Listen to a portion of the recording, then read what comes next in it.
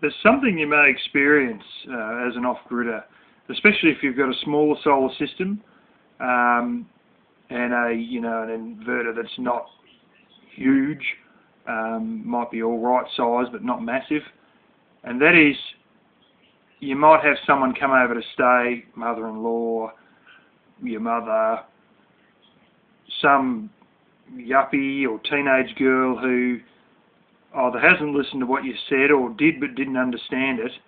And what they'll go and do is they'll go and plug in something that's way over the wattage rating of the inverter, like they go and plug in like a hairdryer or something like that, and you'll see them, thinking, oh, there's a plug. Well, this has got a plug on the end here, and that's a plug, so off we go.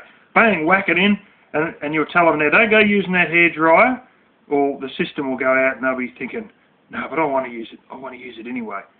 And so the little sods will go and plug it in, and then you'll turn it on. Oh, he won't know. Sure, he won't know. They turn it on. The inverter starts beeping with the overload signal. And then with some of them,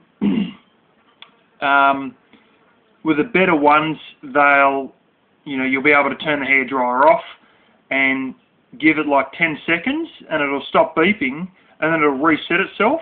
And I think my good one, does that. But the rubbishy Chinese one that I originally had when I first set up, I know for a fact that does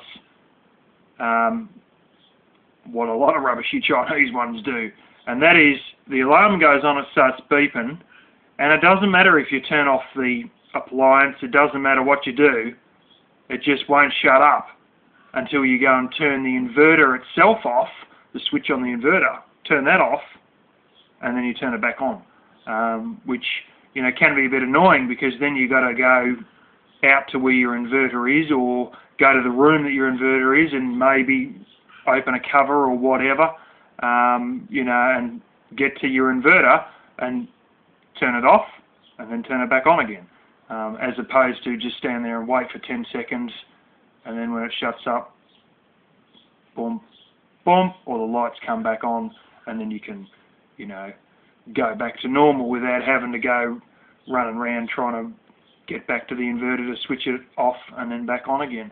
But it's something you may experience, especially with people who are very determined to have things their way and want to disregard what you're going to say to them. It may happen.